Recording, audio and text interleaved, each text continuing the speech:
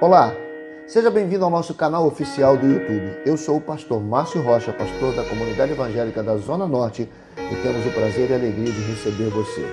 Eu espero que a palavra que você vai ouvir agora venha de impacto ao seu coração, trazendo paz, alegria e muito mais do que isso, conhecimento da Bíblia Sagrada, a palavra de Deus. Deus te abençoe, divirta-se.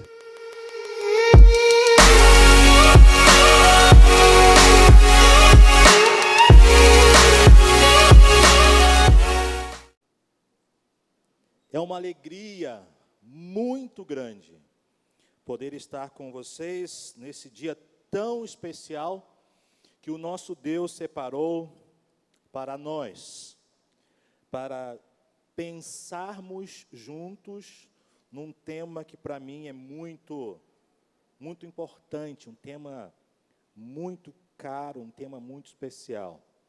Pais e professores trabalhando juntos na formação cristã das crianças. Somos gratos a Deus por essa igreja, pelos pastores dessa igreja, pelo ministério com crianças dessa igreja, que abriu as portas e o coração para nos receber. Irmãos daqui da igreja, mas irmãos que estão vindo de diversas igrejas, de diversos lugares, irmãos que estão vindo aqui de pertinho, na esquina, e irmãos que estão vindo ao redor do mundo, estão vindo de longe, talvez comecem a chegar bem devagarzinho. Então, para nós, da APEC, Aliança Pro Evangelização das Crianças, realmente é uma grande bênção poder estar com os irmãos nessa manhã.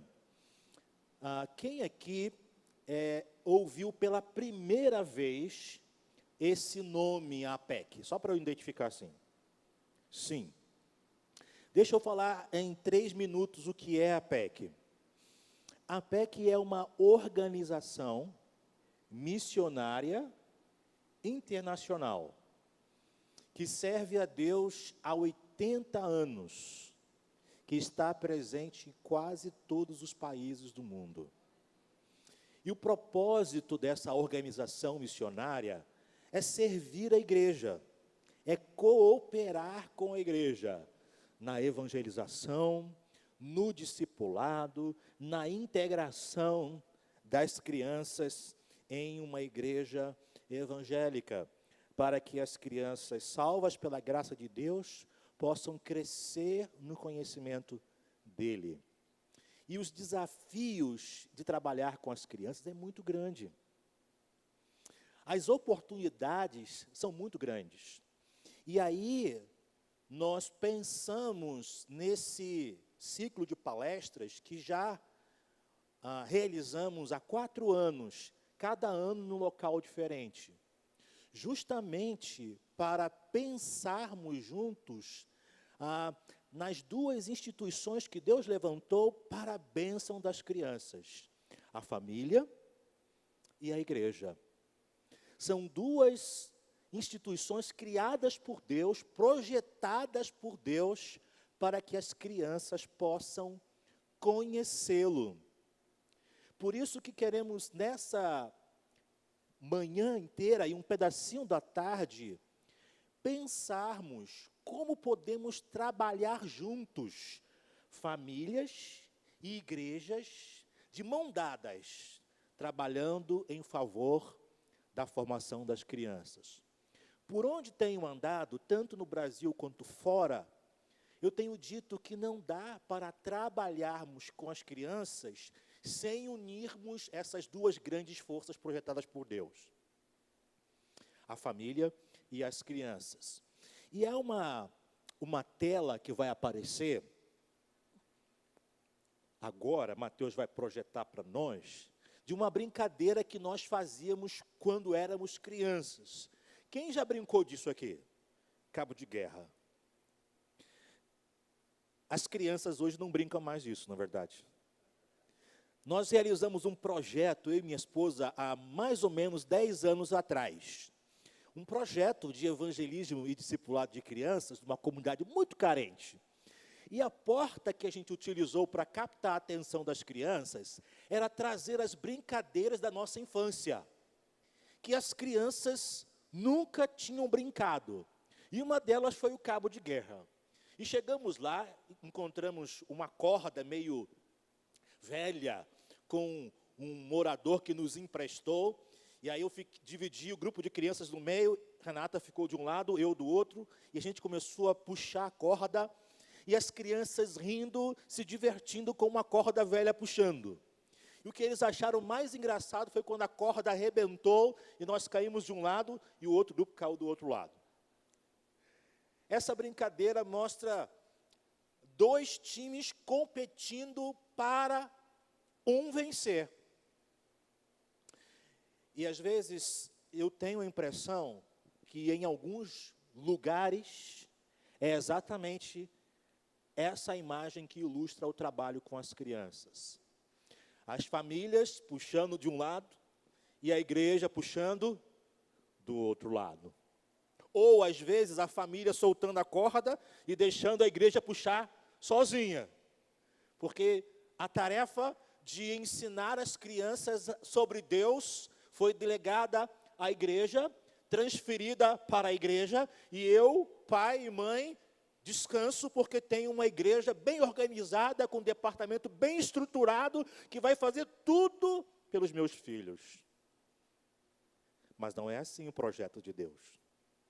O projeto de Deus é que tanto a família quanto a igreja trabalhem juntas para formar uma nova geração que ame a Deus, que glorifique a Deus onde estiver. Então, o nosso objetivo é que as nossas crianças desenvolvam uma cosmovisão bíblica. Se eu tirar esse óculos aqui, eu estou enxergando vocês embaçado. Se eu tentar ler o meu texto, as letras ficam todas borradas e parece que elas estão assim dançando na minha frente, eu não enxergo absolutamente nada. Mas se eu colocar o meu óculos, eu estou vendo vocês nitidamente e a letra ficou aqui, uau, clara. Cosmovisão é o óculos que cada um de nós tem, que nos proporciona ver o mundo, fazer uma leitura do mundo e reagir às experiências que o mundo oferece. O que nós queremos é que nossos filhos, nossas crianças na igreja, com a família e com a igreja, desenvolva uma maneira de ver o mundo de acordo com a palavra de Deus. Que desenvolva uma cosmovisão influenciada diretamente pelos ensinos da palavra de Deus. E se as crianças, se os nossos filhos, nossas crianças na igreja, tiverem essa cosmovisão bíblica, elas vão viver nesse mundo, mesmo sendo difícil, mesmo sendo complicado, e vão reagir às experiências e vivências desse mundo, de maneira que Deus glorifique o seu nome. Bem, a minha parte é falar sobre a família. Alex, é você mesmo que está aí no fundo? Meu irmão, que bênção te ver, quanto tempo!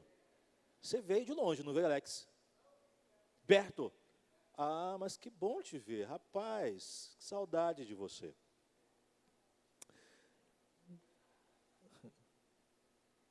Tem gente chegando, Tem uma canção que nós cantamos com as crianças para ensinar o amor missionário para as crianças, aqui pertinho, na esquina, ou ao redor do mundo. Crianças necessitam de Jesus, do seu amor profundo. Levemos com ardor a mensagem do Senhor, aqui pertinho, na esquina, ou ao redor do mundo. Então, nós temos crianças e temos pessoas que estão vindo aqui de pertinho, estão vindo ao redor do mundo. Bem, nós vamos conversar rapidamente sobre a família e sua vocação de Deus para trabalhar junto com a igreja na formação cristã das crianças. Mas antes de Mateus colocar aqui a tela, ele não vai revelar, eu já combinei com ele, eu trouxe algumas notícias que tirei desses noticiários, a redundância proposital, e eu gostaria que você tentasse imaginar que país vem essas informações.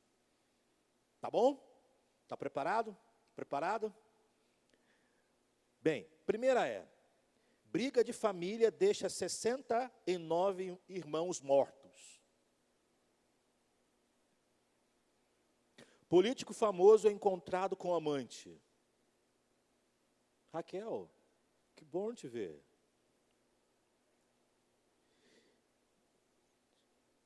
Terceira.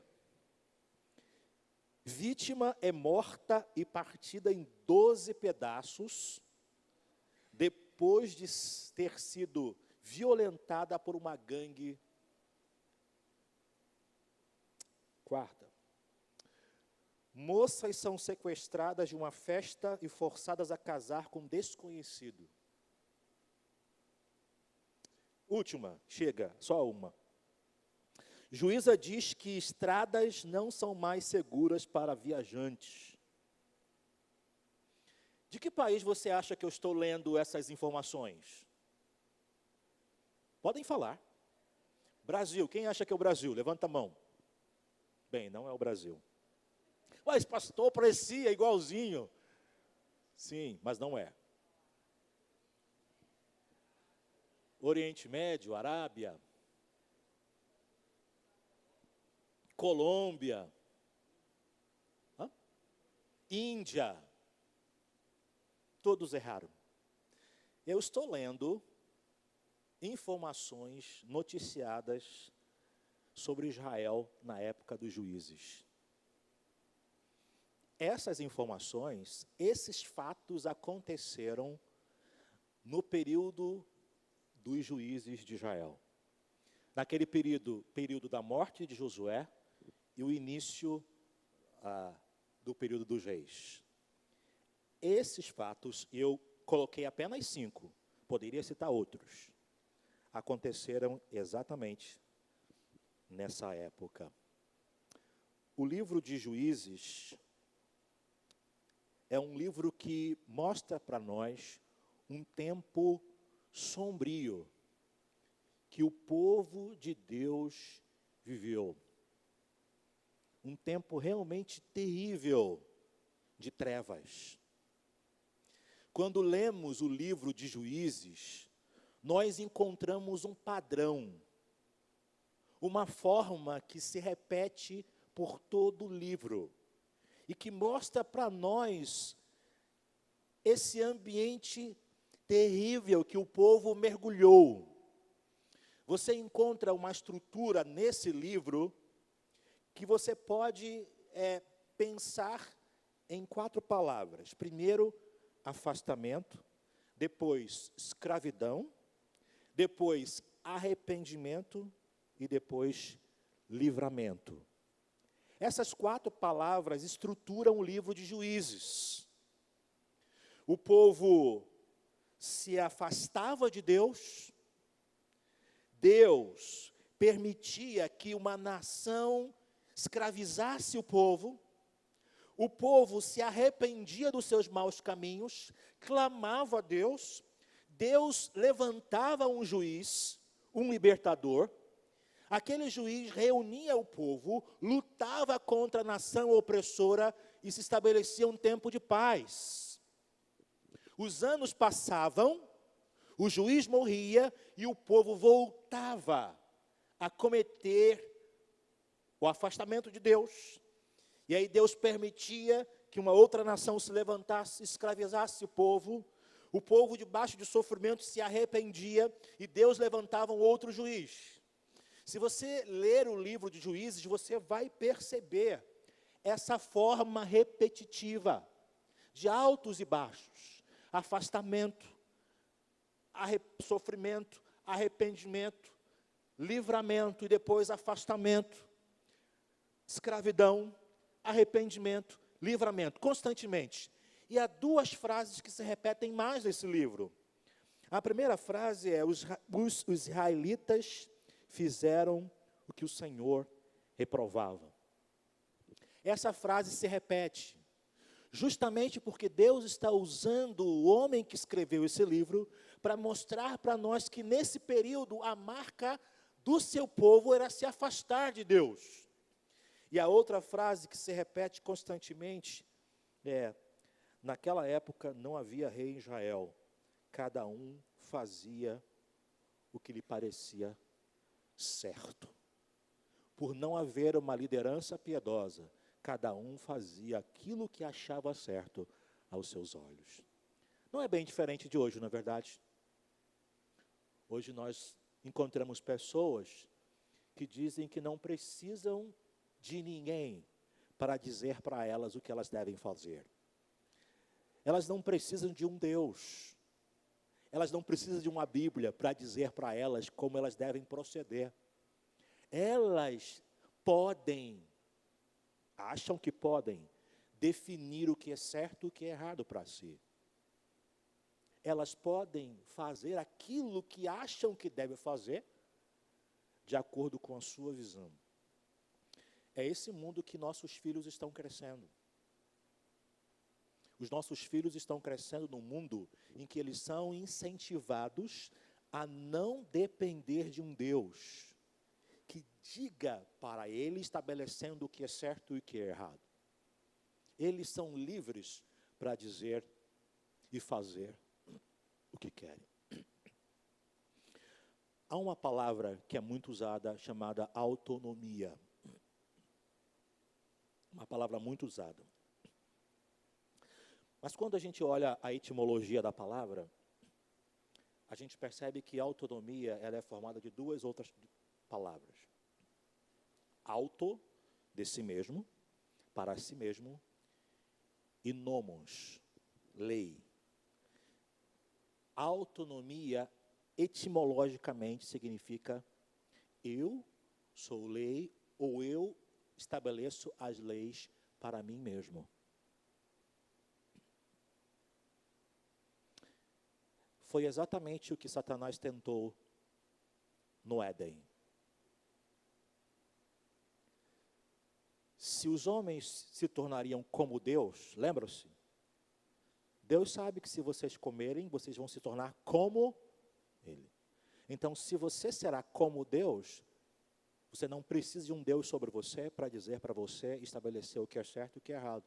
Você faz isso. É essa mensagem que os nossos filhos estão recebendo hoje. Você não precisa de um Deus. Você não precisa de uma igreja. Você não precisa se submeter aos seus pais. Seguir aquilo que os seus pais dizem, o que é certo e o que é errado.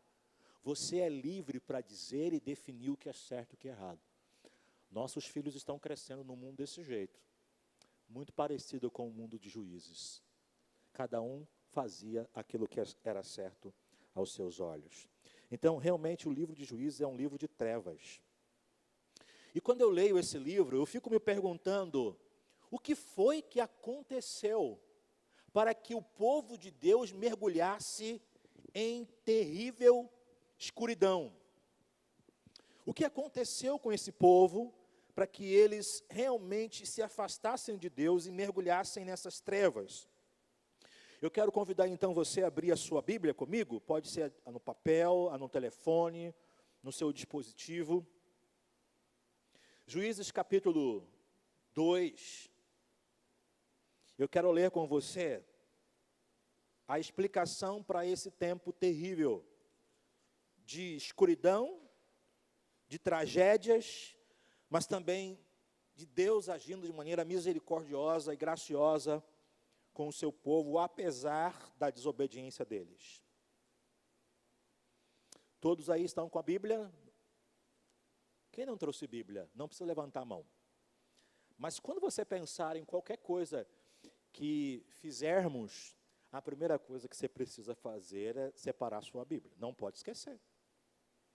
Eu estou fotografando o seu rosto, não vou esquecer de você nunca mais. O seu nome vai ser difícil lembrar. Eu vou perguntar o seu nome hoje o tempo todo, mas o seu rosto não vou esquecer. Então, tenho certeza que se mês que vem nós nos encontrarmos de novo, e você não trouxer a sua Bíblia, você vai ficar na disciplina. Estou brincando, não vou fazer isso. Não.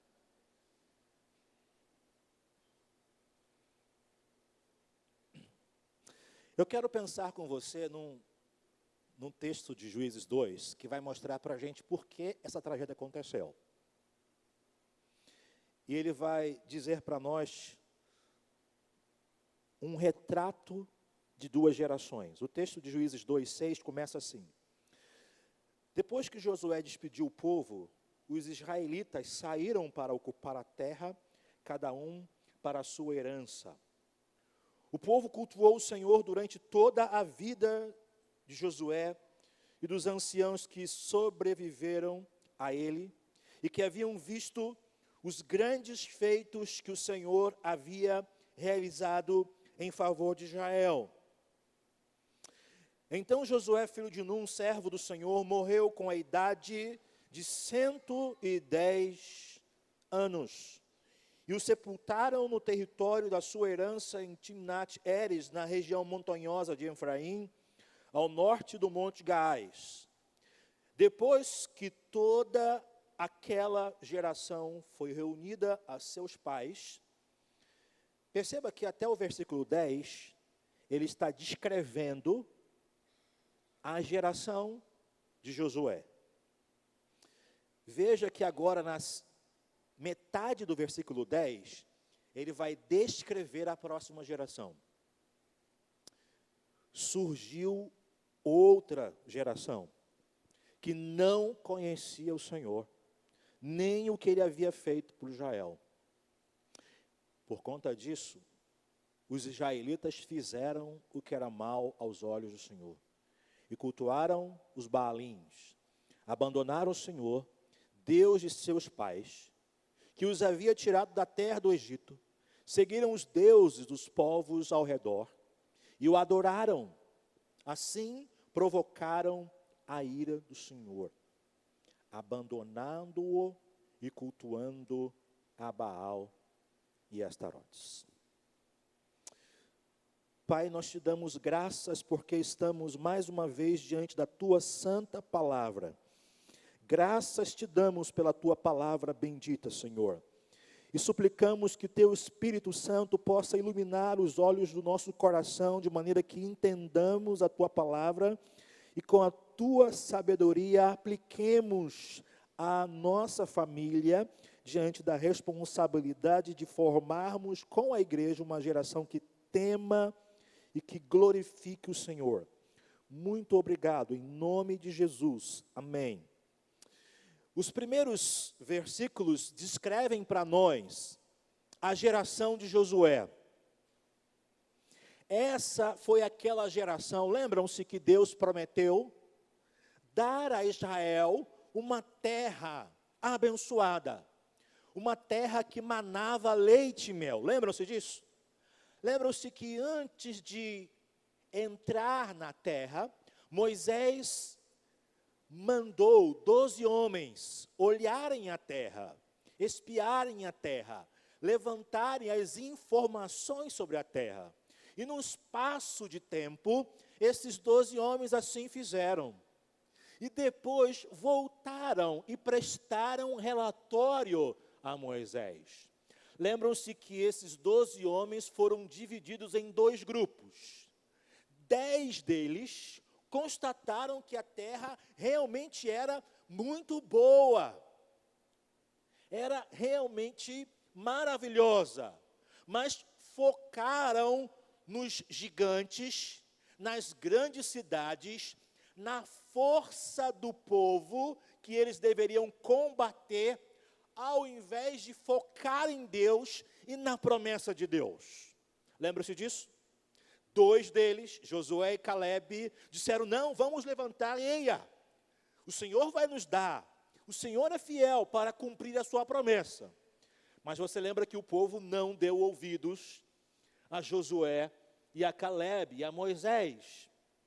Quando o povo ouviu, eles primeiro se abateram, se entristeceram, mas depois uma revolta brotou no coração do povo, e eles quase apedrejaram Moisés, Josué e Caleb. Lembra-se desse fato? Lembra-se qual foi a disciplina de Deus para essa geração que não creu? Qual foi a disciplina de Deus? Eles não entrariam na terra. O que Deus fez? A rota do povo foi desviada para o deserto, e eles ficaram rodando, vivendo no deserto por quantos anos? 40 anos. Para quê? Para que aquela geração passasse, e uma outra geração se levantasse. E essa outra geração que se levantou, depois da geração que não creu, foi a geração de Josué. Essa geração de Josué que entrou na terra que Deus havia prometido dar. O texto de Juízes está descrevendo que essa geração de Josué foi aquela geração que viu a concretização da promessa de Deus de pisar na terra prometida. O texto continua a dizer para nós que essa geração de Josué, além de ver a concretização de entrar na terra de Canaã, eles foram descritos por servir a Deus, cultuar a Deus. Olha o que diz o versículo 7. O povo cultuou a Deus, eles serviram a Deus durante toda a vida de quem? De Josué. Segunda característica desse povo, dessa geração: entraram na terra, viram a promessa de Deus se concretizar, serviram o Senhor, cultuaram ao Senhor durante toda a vida de Josué. O texto vai continuar a descrever que essa geração era uma geração que se submetia à liderança de Josué e dos anciãos do povo. Diferentemente da outra geração, lembra-se? Essa geração, ela se submetia à autoridade constituída por Deus. Deixa eu abrir um parênteses. Não existe vida independentemente de autoridade. Deus estabeleceu um princípio regulador, de que todos nós estaremos sempre debaixo de autoridade. A autoridade de Deus e as autoridades que Deus constituiu, que Deus delegou. E eu quero dizer para vocês, pais, vocês são a autoridade que Deus constituiu aos seus filhos. E eles precisam conhecer isso, biblicamente. Você não tem a autorização de Deus para abrir mão do papel de autoridade constituída por Ele sobre os seus filhos.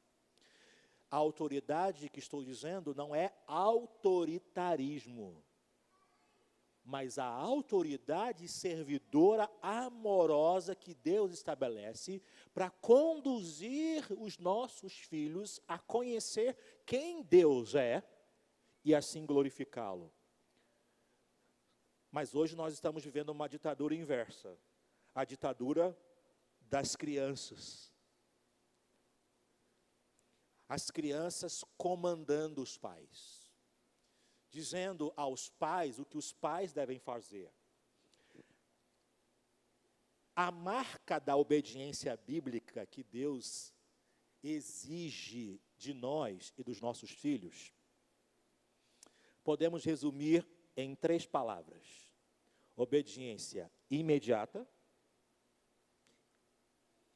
interna e integral. Quando você, pai, falar com o seu filho deve obedecer você imediatamente. Essa é a marca da obediência bíblica. Você não precisa dizer assim, eu vou contar de 1 a 3. Não.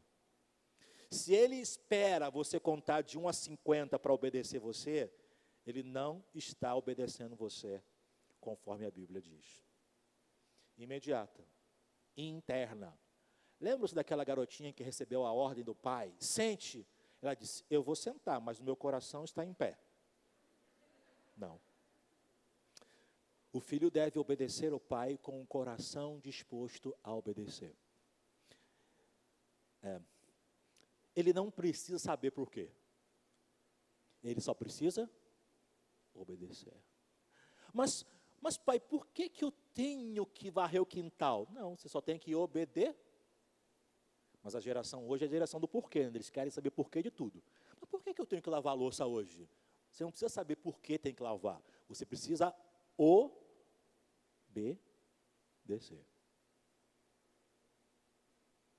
Bem, eu quero indicar um livro para vocês. Ele não está lá embaixo. Chamado Pastoreando o Coração das Crianças.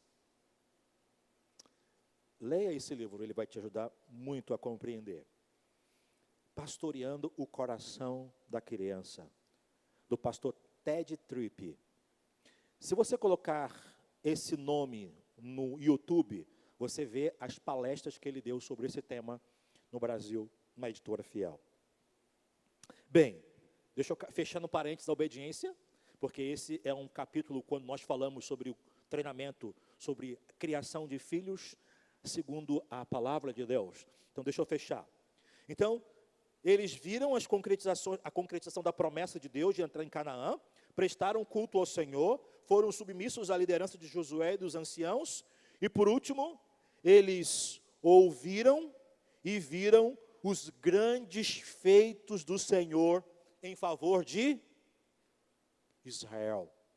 Essa geração viu como Deus foi gracioso e misericordioso com o seu povo. Lembram-se de algum fato extraordinário que Deus fez na caminhada dos 40 anos, naquela geração insubmissa? Mas que Deus mostrou poder, graça e misericórdia? Algo que Deus fez? Pode falar. Hã? Muito bem. A tomada de Jericó. Que mais? Lá no deserto. Maná. E quando eles sentiam sede, Deus dava água. A nuvem. O texto está dizendo que essa geração de Josué viu os grandes feitos que Deus havia feito a Israel. Eles viram as grandes obras de Deus, as grandes realizações de Deus em favor do seu povo. Eles cultuavam um Deus que eles conheciam, porque eles viram os grandes feitos, eles ouviram de Deus. Essa é a primeira geração. Extraordinário, não é verdade? Agora o texto vai descrever para nós a geração seguinte. A primeira geração que nasceu na terra. Uma geração entrou, só que essa geração que entrou, morreu. O texto diz que Josué morreu com 110 anos. Que aqueles anciãos que ajudaram Josué na liderança do povo, também morreram. O texto vai dizer para nós que aquela geração de pais que cultuaram o Senhor, que entraram na terra, que viram a promessa, que serviram o Senhor, que honraram o Senhor, que viram os grandes feitos do Senhor, passou. E uma nova geração se levantou. Não estamos falando aqui de netos, estamos falando de filhos, uma geração próxima. E você vai ver que o texto vai descrever essa geração diferente dos pais. Um retrato completamente diferente.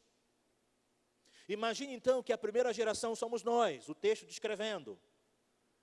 Imagine que o texto vai descrever a geração dos nossos filhos, só para ilustrar.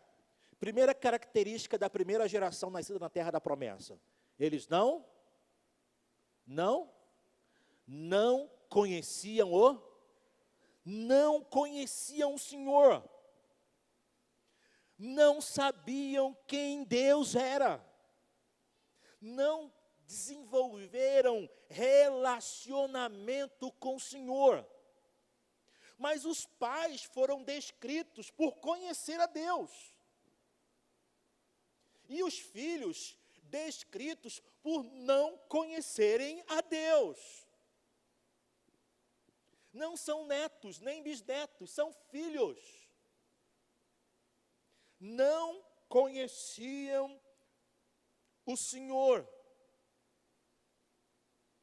Não sabiam. Não conheciam o que Deus havia feito a Israel. Minha gente, como isso é possível? Toda vez que eu leio esse texto, eu fico trêmulo. Como é possível a geração próxima de filhos, originária de pais que conheceram e viram os feitos do Senhor, serem descritas por não conhecerem o que Deus havia feito a Israel? Aí você consegue entender por que essa geração de juízes era assim oscilante. Se afastava de Deus, era escravizada, se arrependia, Deus libertava, depois se afastava de Deus. É porque eles não tinham relacionamento com Deus. Minha gente, como é possível essa geração nunca ter ouvido falar do que Deus havia feito aos pais? Lembram-se do que a gente falou aqui que Deus havia feito aos pais? Como foi possível essa geração não saber como Deus livrou o seu povo da opressão no Egito? Como foi possível essa geração não saber como Deus, através do seu braço forte, revelando na terra do Egito que Ele era Deus e Rei soberano sobre toda a terra, através das pragas no Egito, Deus foi derrubando cada ídolo, cada divindade falsa, mostrando que Deus era Deus em toda a terra. Como essa geração de filhos não ouviu falar da coluna de fogo? Como eles não ouviram falar da nuvem? Como eles não ouviram falar de Deus abrir o mar vermelho?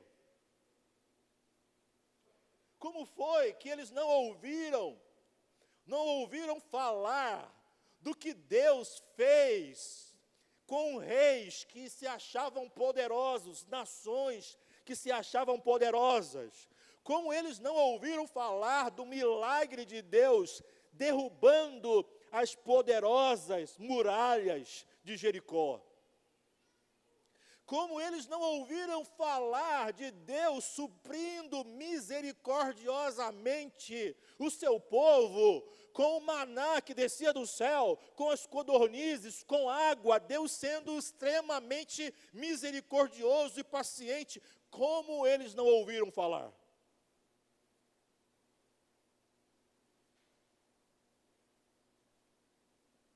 Não é chocante isso? Sim.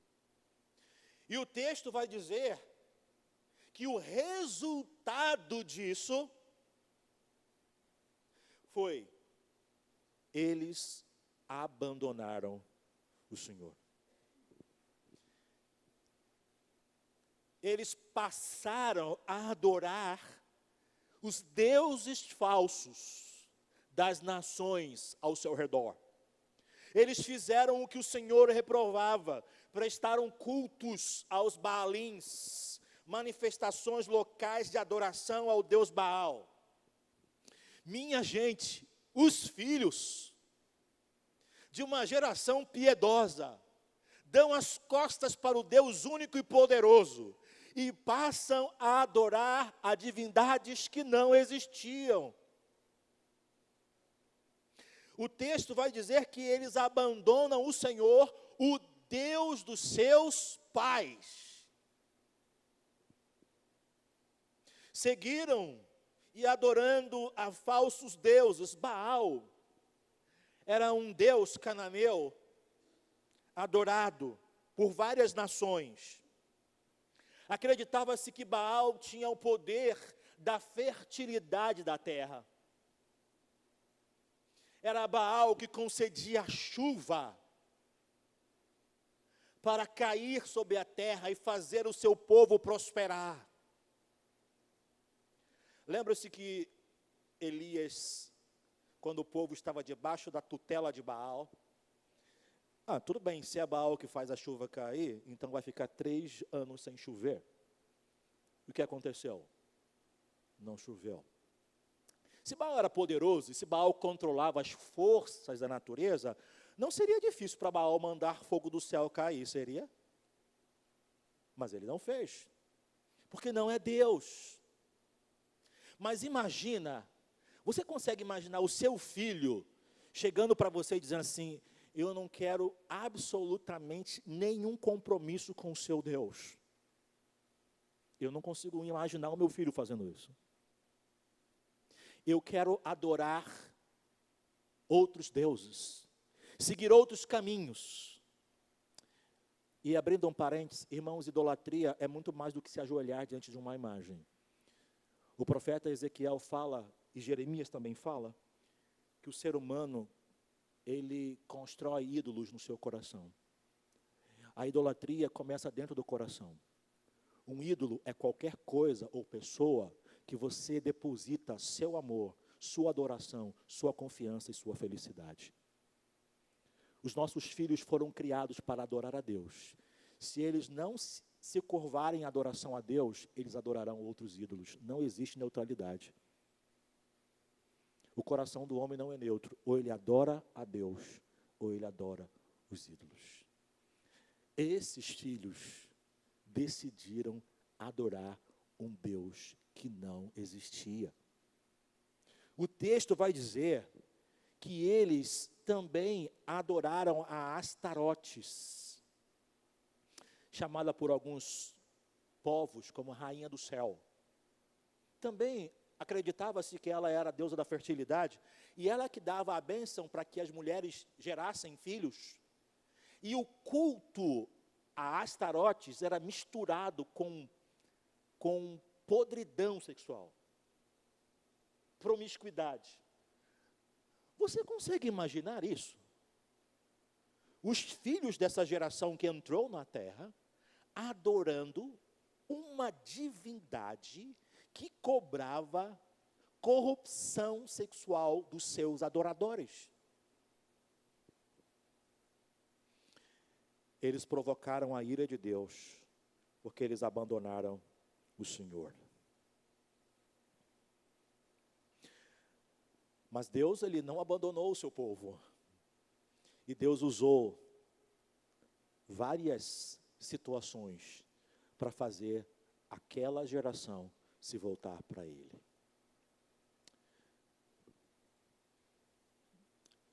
Meus irmãos, deixa eu fazer uma pergunta para vocês, que eu faço para mim o tempo todo que leio esse texto. O que foi que aconteceu para que essa geração de filhos seguisse um caminho completamente diferente da geração de pais? Aconteceu alguma coisa aqui, ó. O texto não tira a responsabilidade dos filhos. O texto vai dizer que eles também eram responsáveis diante de Deus pela escolha que fizeram. Mas uma coisa aconteceu nesse processo aqui. O que aconteceu? Podem falar.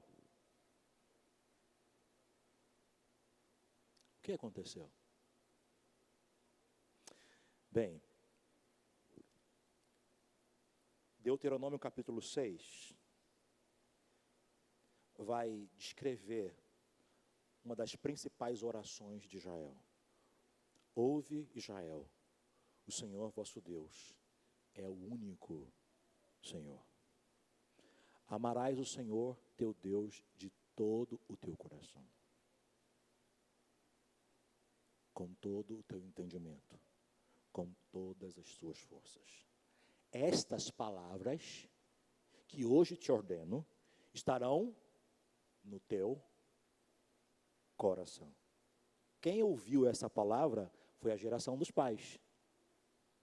Essas palavras estarão no seu coração. E tu inculcarás. A quem? Aos seus filhos. Delas falarás, andando pelo caminho, ao sentar-se, ao levantar-se, ao deitar-se. Se você ler o Antigo Testamento, você vai ver que Deus, a todo tempo, Ele ordena aos pais transmitirem quem Ele é para as próximas gerações. O tempo todo, Deus faz isso. Lembram-se da Páscoa? Deus instituiu a celebração da Páscoa como memorial para o seu povo. E é interessante que Deus fala assim: quando os seus filhos olharem para esse rito e perguntarem, que rito é esse? O que os pais deveriam fazer? Ensinar.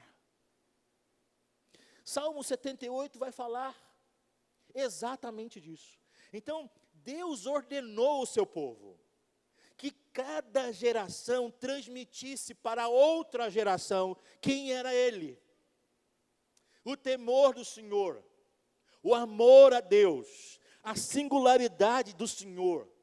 E outra geração ia passando, interessante que a Bíblia vai falando de geração de pais e netos. Meus irmãos, a geração de pais falhou em transmitir para os filhos quem era o Senhor. Os pais falharam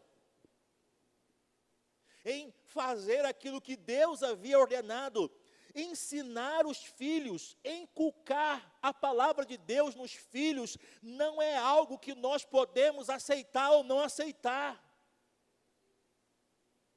É uma ordem de Deus. No quartel, o comandante dizia para nós, missão dada. E nós respondíamos, missão cumprida. Ele deu a missão e nós cumpriremos. O Deus do universo, o Senhor de toda a criação, que nos salvou graciosamente e que nos deu o privilégio de sermos pais. Ele disse para nós que nós temos um dever: ensinar os nossos filhos quem Ele é, sua pessoa, seu caráter, suas obras. Essa tarefa é principal dos pais. E nós encontramos muitos pais transferindo essa responsabilidade para a igreja. A igreja tem uma parcela muito grande, mas a tarefa principal é dos pais. Então, deixa eu pular. Pode pular, meu filho, mais um pouquinho. Vamos lá.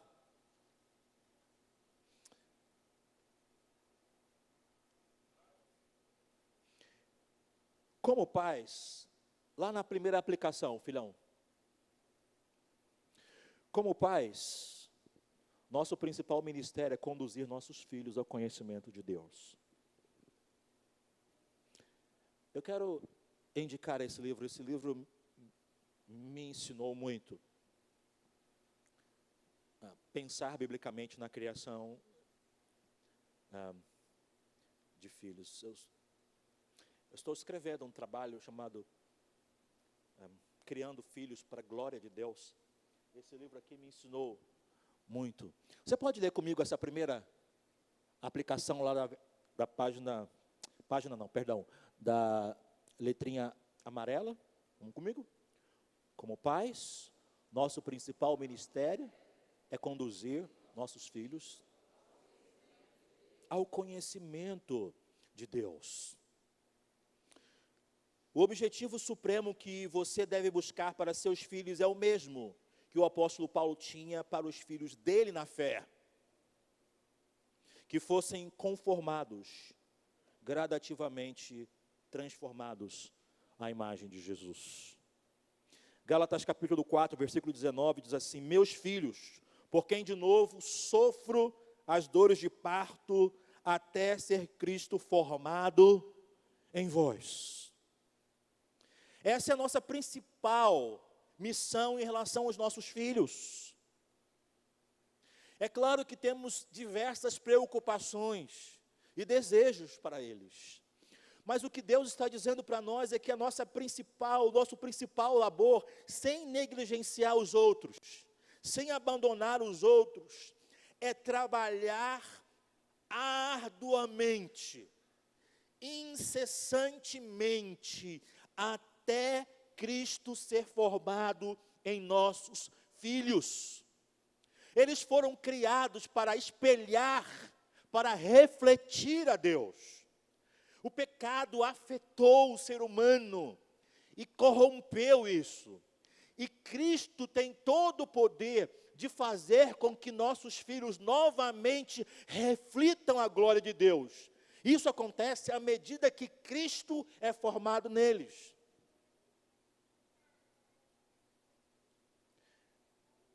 Eu quero compartilhar, dentro desse trabalho nosso como pais. Depois a Renata vai falar sobre os professores, eu estou falando só sobre pais. 4 áreas de ensinamento que precisamos partilhar com eles. Basilares, muito importantes. Primeiro, nós precisamos começar sempre pela base. O Evangelho é a mensagem que nosso filho precisa. O Evangelho é a mensagem que nossos filhos precisam. E a primeira base, o primeiro conteúdo que precisamos ensinar às nossas crianças é sobre quem Deus é. Quem é Deus? Devemos ensinar a pessoa de Deus, o caráter de Deus, as obras de Deus. Porque Deus é a fonte da salvação. Algumas pessoas dizem, mas eu preciso me conhecer. Eu preciso saber quem eu sou. E muitas vezes essas pessoas são motivadas a buscar a resposta de quem são nelas mesmas. Mas se nós queremos que os nossos filhos saibam quem eles são, eles precisam saber quem Deus é. Porque a compreensão que cada um de nós tem sobre Deus, define a compreensão que cada um de nós tem sobre nós mesmos. Por exemplo, se você chama Deus de Pai, quem você é? Se você chama Deus de Senhor, quem você é? Servo. Então nós precisamos ensinar às crianças quem Deus é. Quem é o nosso Deus? Eu trouxe um material aqui, eu usei com meu filho, ele tem 16 anos, eu usei com ele pequeno. Esse livrinho aqui é um livro de ensinos bíblicos para os filhos e crianças, para que o pai possa reunir o filho, abrir com ele, um estudo por vez, uma vez por semana, e ensinar o seu filho, para que o filho tenha um material para ensinar, para aprender. E tem lições aqui, as 2 primeiras lições falam sobre quem Deus é. Deixa eu ilustrar como essa questão de conhecer Deus impacta a vida nossa. Há muitos anos atrás, quando ainda não estava habilitado para conduzir o veículo, nós ganhamos um veículo, uma Uno, eu não vou dizer o ano dela, mas ela estava bem cansada. Eu chamava ela de carruagem de fogo. É porque ela esquentava o tempo todo com a gente na estrada. Mas um amigo meu de São Paulo ele ganhou uma oferta de um carro. Ele disse: Joel, se você tem R$100 para comprar um carro, eu falei: que isso, você está de brincadeira? E não, estou brincando, tem uma Fiat Uno aqui, você vem aqui em São Paulo, busca e leva você trabalhar aí no Rio. Ok, fomos lá, buscamos. Mas eu não tinha habilitação. Então um amigo meu foi comigo, trouxe o carro, deixou lá. E eu estava no processo para tirar a minha carta. E um dia, estava eu lá, em casa, esperando a prova final, no Detran. E uma irmã disse: pastor, o senhor quer numa festa de aniversário, em tal lugar? Eu disse: não posso, irmã. Ela disse: não, pastor, vem, pega Renato e Mateus, coloca no carro, e vem. Eu disse: não, irmã, eu não posso dirigir. Eu não estou habilitado ainda. Ela disse: não, pastor, mas dá para vir, é rapidinho. Eu disse: não, irmã, eu não posso. Não, pastor, vem. Eu tentando ajudar a irmã, eu disse: irmã, lembra-se que nesse local, onde a festa de aniversário, tem uma operação de trânsito lá, da APETRAN. Eu não posso, irmã. Ela disse: pode, pastor. Eu disse: por quê? Eu passei lá, não tem ninguém. Aí eu disse: tem sim, irmã. Ela disse: não tem, pastor, pode vir, está tranquilo. Eu disse: não, está tranquilo não vou. Tem sim. Ela disse: pastor, não tem. Eu disse: tem. Ela disse: não tem, eu tenho. Naquela briga. Até o momento que ela disse: pastor, quem está lá? Eu disse: Deus está lá. Deus está lá, eu não posso, irmã. Deus está lá. Deus está em todos os lugares. Vê todas as coisas. Lembra-se de José do Egito? Como eu poderia ser infiel e pecar contra o meu Deus? Quando os nossos filhos souberem quem Deus é, que Deus enche a terra com a sua presença, que não há um lugar sequer que escapemos da presença de Deus, eles pensarão 50 vezes se vão fazer ou não fazer alguma coisa. Deus está em todos os lugares. Eu gostaria de desafiar você a investir tempo ensinando seus filhos quem é o nosso poderoso e grande Deus. Ensine quem Ele é, seu caráter justo, santo. Ensine suas obras poderosas. Durante um tempo, eu trabalhei com jovens na igreja e adolescentes. Eu lembro que nós tínhamos um acampamento anual para jovens e adolescentes. E sabe que adolescente e jovem, quando pensa em acampamento, é uma grande bênção. Animados, o ano inteiro, se preocupando, como é que ia ser, legal. Escolhemos um sítio com 2 piscinas, 2 campos, 2 quadras, um negócio muito bom. Mas na semana do acampamento chovia no Rio. Como essas chuvas aí, terríveis. Chovia, e eles preocupados: pastor, vai ter? Eu falei: vai. Tá bom. No dia de saída, chuva. Era um cortejo fúnebre, adolescentes e jovens entrando no ônibus. Nunca vi aquilo. Eles sempre entram botando para quebrar. Era só os meus que faziam isso, de vocês não fazem. Entraram no ônibus, um silêncio. Você já viu isso? Ônibus de acampamento, congresso de adolescentes jovens, silêncio. Nunca vi na minha vida. Mas estava um silêncio. O acampamento era lá em Mazombinha, lá dentro do nada. Fomos até lá. Ninguém batucou. Ninguém cantou. Um silêncio. Chegamos lá, chuva. Eles desceram do acampamento, dos ônibus, aquele cortejo. mostramos os alojamentos, trocaram de roupa, disse, agora nós vamos jantar, e depois nós vamos celebrar o nosso Deus. Ok, trocaram de roupa, quando desceram do acampamento, jantar. Ok.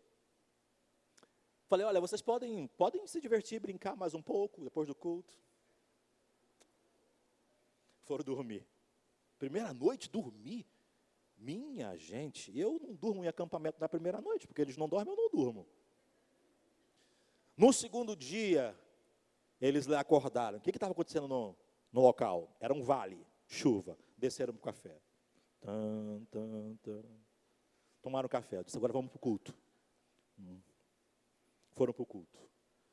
Cultuamos a Deus. E ele estava lá, meio mecambujo. Aí eu disse no final do culto, agora nós vamos orar. E nós vamos pedir a Deus para que o Senhor leve a chuva para vocês se divertirem. A metade disse assim, vambora, pastor! E a outra metade disse assim, pastor, está doido? Semana inteira chovendo, chegamos com chuva aqui, demos as mãos, aquela círculo grande. E eu orei e falei, Senhor, muito obrigado, porque o Senhor deu para nós essa semana para a gente conhecer quem é o Senhor, o seu grande poder. Mas o Senhor também deu a nós a oportunidade de brincarmos, de nos divertirmos aqui. E Pai, eu peço por favor, que o Senhor mostre para esses adolescentes quem o Senhor é. Então, manda um vento para que essa chuva vá e eles possam se divertir. Em nome de Jesus, amém. Todo mundo olhando para mim assim. Aí eu disse para eles, agora eu vou trocar de roupa. E vou para a piscina. Ah, pastor, está doido, olha a chuva.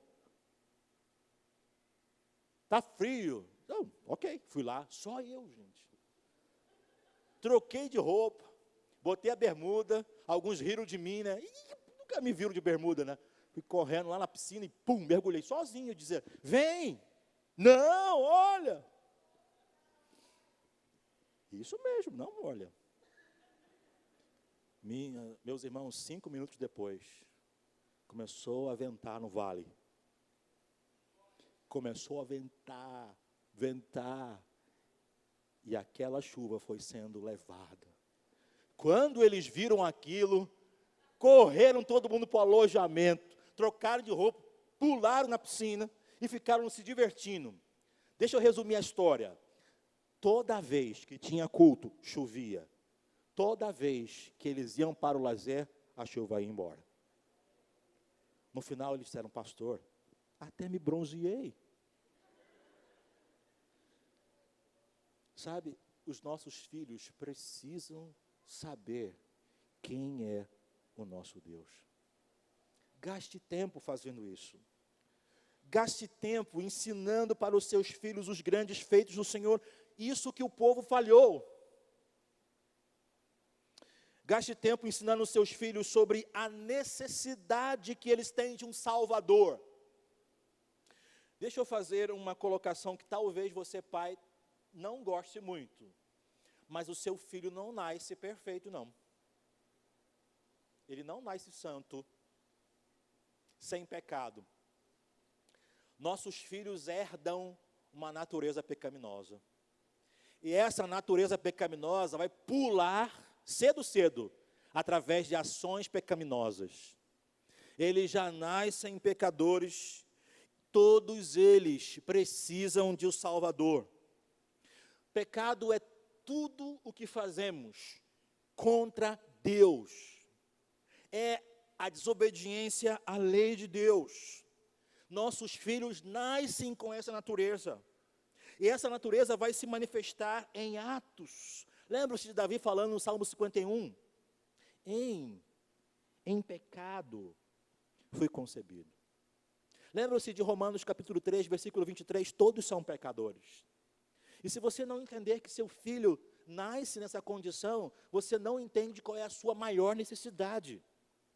A sua maior necessidade é crer em Jesus Cristo como o seu único e suficiente Salvador. A desobediência da lei de Deus é punida com o castigo. O pecado deve ser castigado. E nossos filhos nascem pecadores.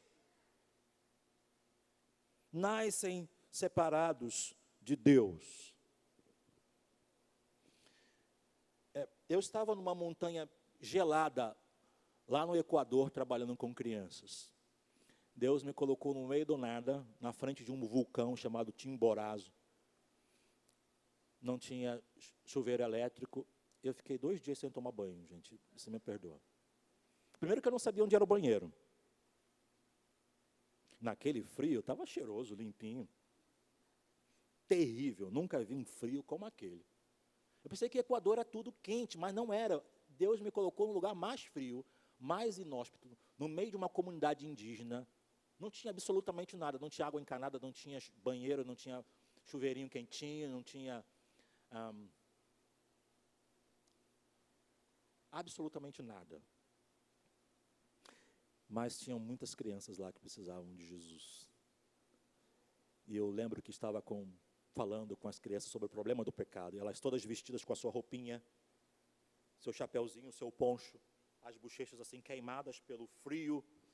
E eu fui dizendo para eles: vocês fazem coisas que não agradam a Deus? Aí, Você faz coisa que não agrada a Deus?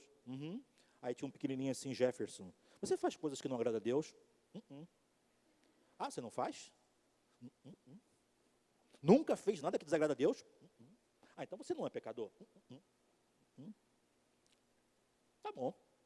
Papai já te pegou alguma vez lá? Ah, o seu pai já te pegou? Mesmo forte? O seu pai te pegou porque você fez coisa certa? Ah, então, seu pai te pegou porque você fez coisa errada? Ah, então você faz coisa errada, não faz? Ah, então você é pecador.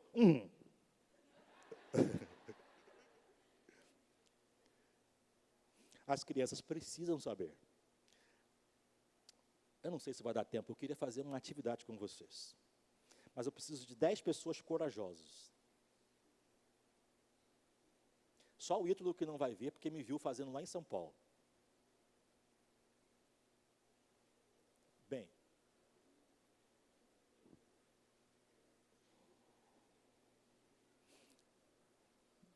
Quem já brincou? Ah, pastor, não é possível que no sábado de manhã o senhor vai fazer eu rodar bombolê aqui. Não, não vou fazer. Não se preocupe, não vou fazer isso. Mas eu preciso de uma equipe de 10 aqui. Meu tempo está acabando, ainda tem coisa para fazer lá, falar lá. As irmãs são sempre mais corajosas. Em qualquer lugar do Brasil que eu vou, elas sempre levantam rápido. Pode ser, então vai ser só irmãs, só irmãs. 2, 4, 6, 8, 10. Beleza. Está vendo esse bambolê aqui? Eu vou colocar aqui. Vocês, as 10, terão que colocar os 2 pés dentro do bambolê, juntas. Colocar os 2 pés, as 10, ó. Mas vocês estão falando que não dá, nem tentaram? Não pode colocar o pé no bambolê, nem um pé fora, nem um pé em cima do outro, não pode pegar no colo, subir na carcunda, não pode fazer absolutamente nada. Faz um círculo aqui em volta do bambolê, tentem. Não precisa de desespero, tem tempo. Eu não quero ninguém caindo aqui. Tem que ser os 2. Não pode cair.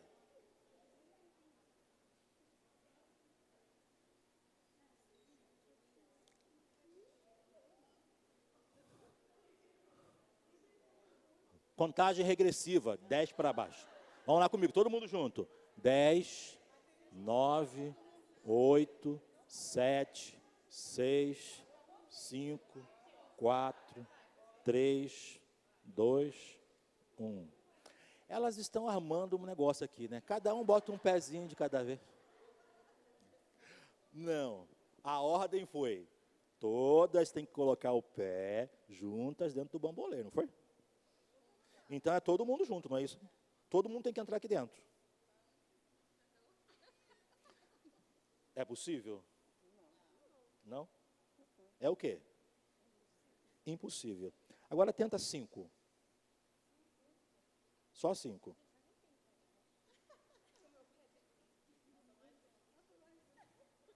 Eu vou segurar. Dá 5. Segura as irmãs aí. Entrou? Não. Tá bom, agora tenta 4.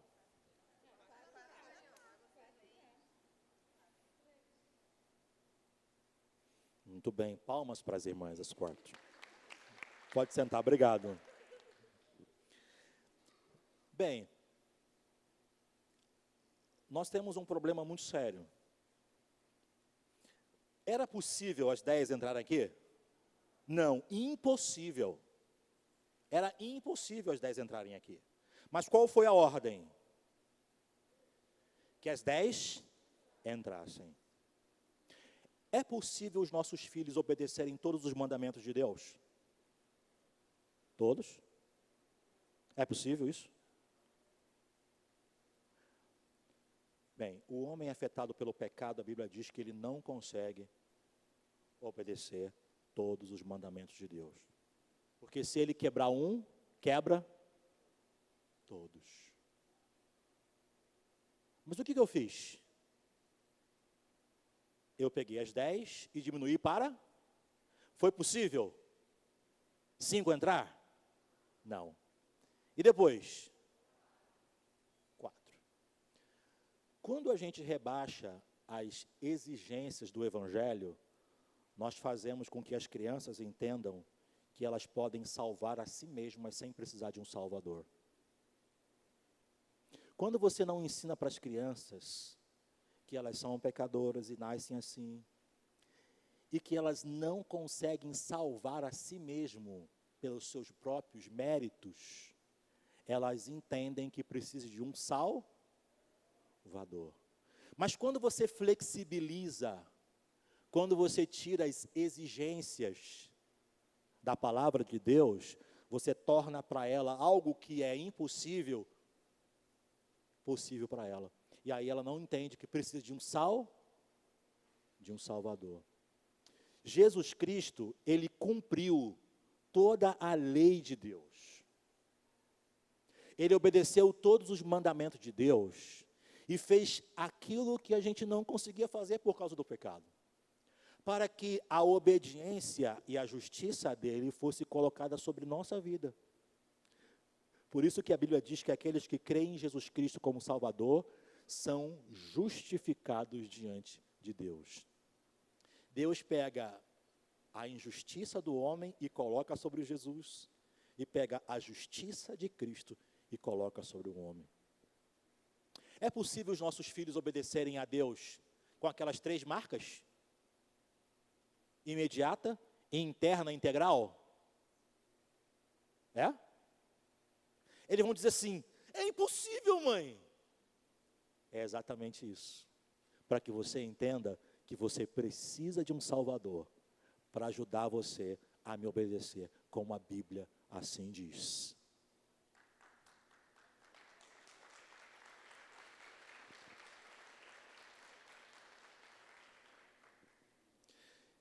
Eu estava dando aula para crianças em São Paulo. E peço oração, a gente tem um trabalho com as crianças do Vidigal, uma creche. Todo ano a gente está lá ensinando para as crianças. Crianças de 1 ano e meio, 2 anos e meio. As pessoas dizem, mas crianças de 1 ano e meio, 2 anos e meio aprendem sobre Deus. Sim, nós temos que começar a falar de Deus para as crianças, para os filhos no ventre. Eles aprendem. Mas quando chegamos em São Paulo para trabalhar com a PEC, meu filho ganhou uma bolsa de estudos no colégio cristão, e o colégio recebia crianças de diversos locais. E a professora disse assim, a diretora, Joel, aqui você pode falar de Deus à vontade, fala de tudo. Eu falei, opa, posso falar tudo? Pode. Beleza. Na semana que chegamos, Mateus desenvolveu uma pneumonia gravíssima, terrível. Conseguimos o tratamento para ele, mas eu tive que ir sozinho, porque a Renata ia ficar com ele em casa. Nós dávamos aula do primeiro ano até o 5º ano, ou 7º ano, não lembro. Pegávamos todas as crianças. E aí me apresentaram a classe do 2º ano. 2º ano. Os professores não conseguiam ensinar aquela classe. Era terrível. Do 2º, qual é a faixa etária de idade de crianças que estão no 2º ano? Minha gente, quando eu entrei lá, eu pensei que estava entrando na cova dos leões.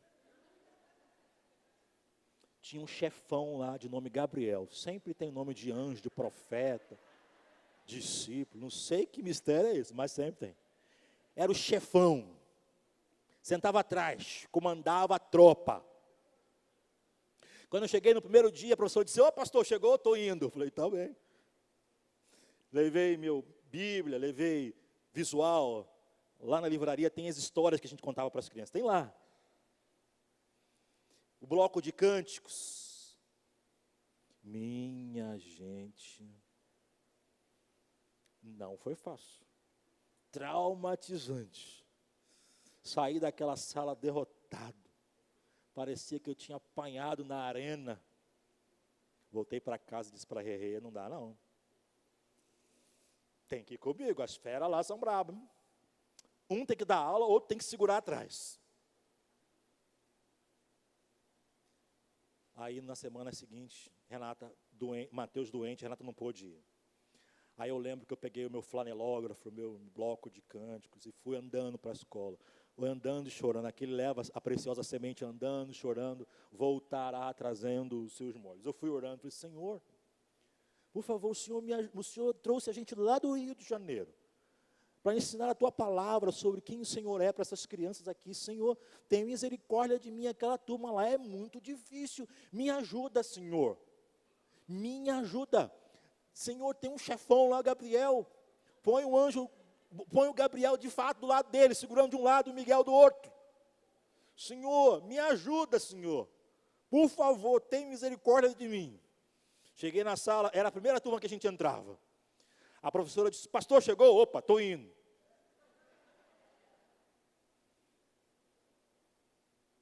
E disse: nós vamos agora falar com Deus. As crianças quietas, Gabriel no último banco, parecia que ele estava amarrado assim. Não deu um pio, a aula inteira. E eu falei sobre o Senhor Jesus Cristo, sobre aquilo que Cristo veio fazer, sobre sua vida, sobre suas obras, sobre o seu grande amor, que o conduziu à cruz, da morte de Jesus, da ressurreição de Jesus. E eu disse então para as crianças: mas se vocês desejarem saber como crer em Jesus como seu Salvador, o Pro vai estar lá no pátio. Eu mostro para você pela Bíblia como fazer isso. Orei e terminei. Falei à professora: professora, sua vez. Mas já, pastor, rápido? Não, agora é sua vez. Hora do recreio. Desci e sentei assim, na calçadinha no pátio. Aí veio uma menininha pequenininha assim, ó, descendo o pátio, chorando. Na minha direção. Falei: gente, foi tão ruim a aula assim? Aí ela veio, encostou na minha frente. Eu perguntei para ela: por que você está chorando? Ela disse: porque eu aprendi hoje que eu faço muitas coisas que desagradam a Deus. Eu desobedeço meu pai e minha mãe, e isso desagrada a Deus. Eu bato na minha irmã, isso desagrada a Deus. Eu não quero ficar longe de Deus. O que eu preciso fazer para estar perto de Deus? E aquela menina, bem pequenininha, no pátio da escola que era permitido, orou, entregou a vida a Jesus Cristo como seu Salvador. Isso aconteceu porque aquela menina, ela soube que precisava de um Salvador. Bem, não vai dar tempo de eu falar tudo, então eu vou encurtar aqui. Nós levantamos a vida de Gabriel junto à direção. A mãe abandonou o pai e o lar. O pai trabalhava o tempo todo e não tinha a mínima paciência com Gabriel. Botou ele no horário integral na escola, 7h30 da manhã e 7 da noite. Quando Gabriel chegava em casa, o pai largava ele nos jogos eletrônicos, no computador, sem dar a mínima atenção para aquele menino. E aquele menino explodia seu coração dentro da sala de aula. Quando a gente descobriu isso, eu falei, Gabriel, não vai haver nenhum momento sequer que eu encontrar com você, que eu não diga para você o quanto você é amado por Deus e quanto o Pro ama você. E toda vez que Gabriel me via, ouvia Renata, a gente abraçava e dizia, nós amamos você e Deus ama você. Meus irmãos, a resistência daquele menino toda foi caindo, quebrando. E aquele menino que era indomável foi transformado pelo grande poder do nosso Deus. Sabe, Jesus Cristo é o caminho da salvação. E seu filho precisa conhecer a Jesus. Se você quer fazer com que seu filho tenha uma formação cristã, uma maneira de ver o mundo e reagir ao mundo de maneira que glorifique a Deus, ensine sobre Jesus. Ensine seu filho sobre a apropriação da salvação. A segunda aplicação, em caminho para terminar, como pais, nós precisamos entender qual a maior necessidade do nosso filho. Eles precisam de tantas coisas, mas a principal delas é a salvação. Eles precisam de muitas coisas, nossos filhos precisam de tantas coisas, mas a principal delas é a salvação. É ter o coração transformado, é ter o coração redimido, é ter o coração novo, para que ele possa agir nessa terra de maneira que Deus seja glorificado. Terceiro, como pais, nós precisamos aceitar que a maior influência sobre os nossos filhos deve vir de nós. Você precisa internalizar essa verdade. A maior influência sobre seus filhos deve vir de você, não dos amigos. Ainda que isso aconteça.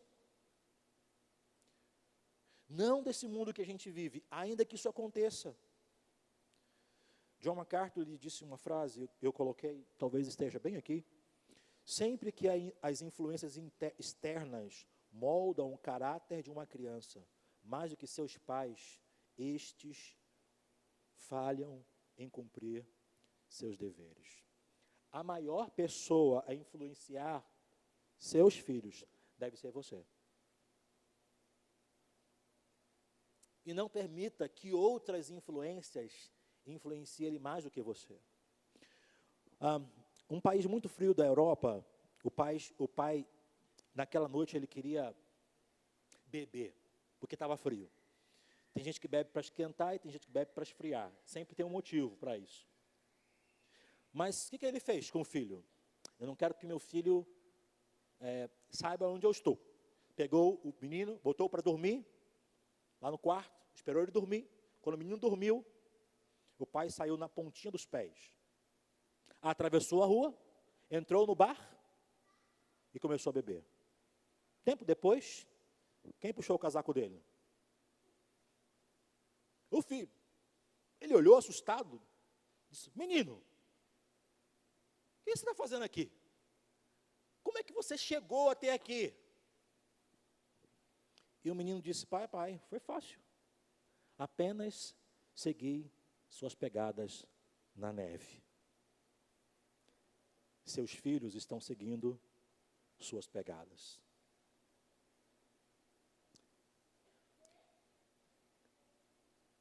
Se eles seguirem suas pegadas, que tipo de vida eles terão? Uma vida que vai honrar a Deus, que vai glorificar a Deus? Ou não? Nós somos as deveríamos ser a principal influência sobre os nossos filhos. Como pais, nós precisamos saber que nossos filhos, andando nos caminhos que desonram a Deus, sofrerão a disciplina do Senhor. Lembra-se que a geração de juízes foi disciplinada pelo Senhor? A Bíblia dá exemplos de filhos que andaram pelos caminhos tortuosos do seu coração. Caim, Nadab e Abiú, os filhos de Eli, que desonravam o Senhor publicamente. Deus avisou Eli, e Eli achou por bem agradar mais seus filhos do que a Deus.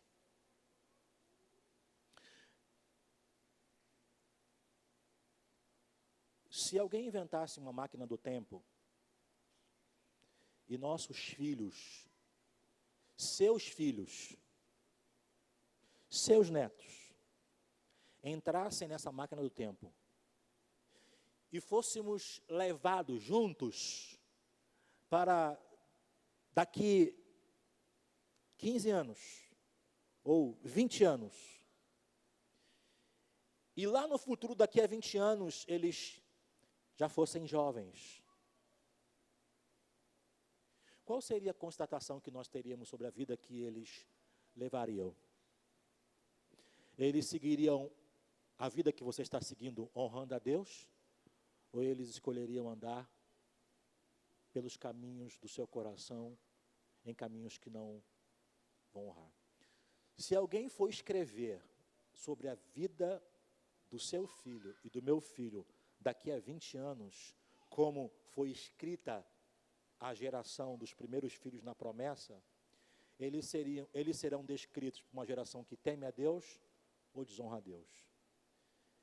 Eles serão descritos por uma geração que conhece a Deus ou não conhece a Deus. Eles serão descritos por uma geração que honra a Deus ou que não honra a Deus.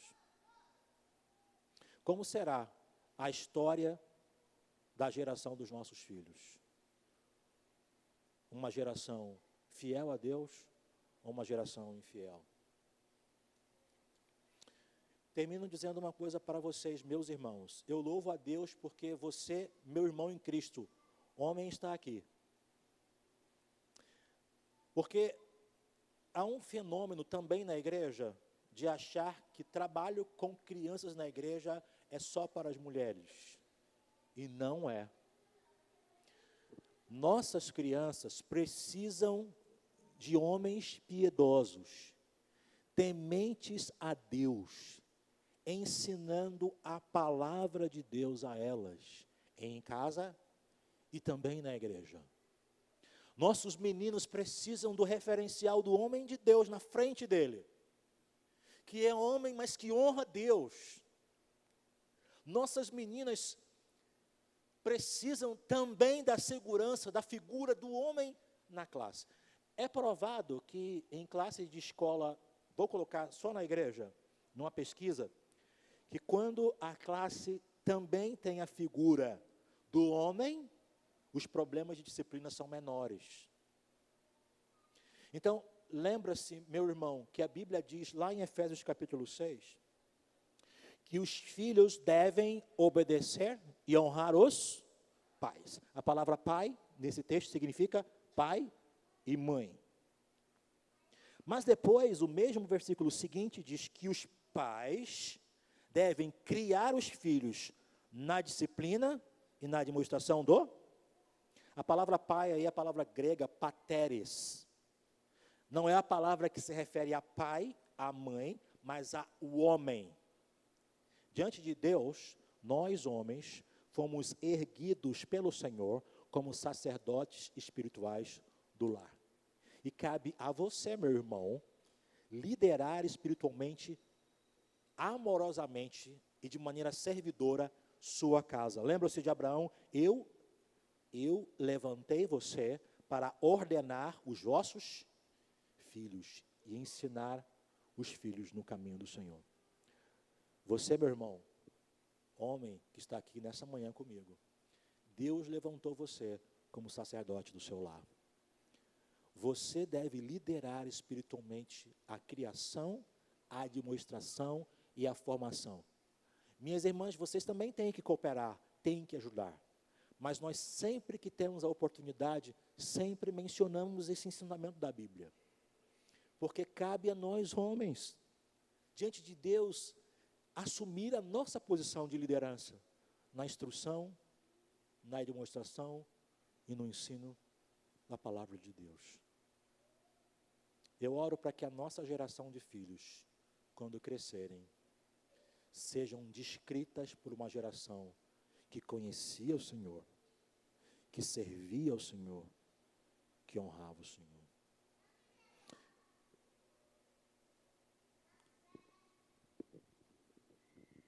Esses livrinhos aqui são devocionais diários que foram escritos para as crianças terem o seu tempo devocional todos os dias. Jesus, o Filho de Deus, Jesus, o professor, escolhas que agradam a Deus, ao lado de Deus. Eu conheço muitos pais que estão usando esses livrinhos. Cada livro tem 60 devocionais. Cada livro tem 60 devocionais. Eles estão usando esses livrinhos para discipularem biblicamente seus filhos. Sabe quanto custa esse livro? R$ 2,98. 60 devocionais. Talvez esse livro possa ser um grande instrumento para que você sente com os seus filhos todos os dias e ensine um pouquinho de cada vez a palavra de Deus. Que Deus abençoe você e que Ele te ajude como pai, como mãe, a trabalhar junto com sua igreja na formação cristã das crianças, sabendo que a principal responsabilidade disso é da família. Vamos orar. Senhor, aqui estamos diante do Senhor e pedimos que o Senhor nos ajude. Por favor, nos ajude, Senhor, porque o Senhor nos deu os filhos como herança do Senhor. Nos ajude a cuidar desta herança e a ensiná-los sobre quem é o Senhor, para que, conhecendo o Senhor, eles possam colocar sua fé e devoção a Ti e somente o Senhor. Muito obrigado, Senhor, em nome de Jesus. Amém.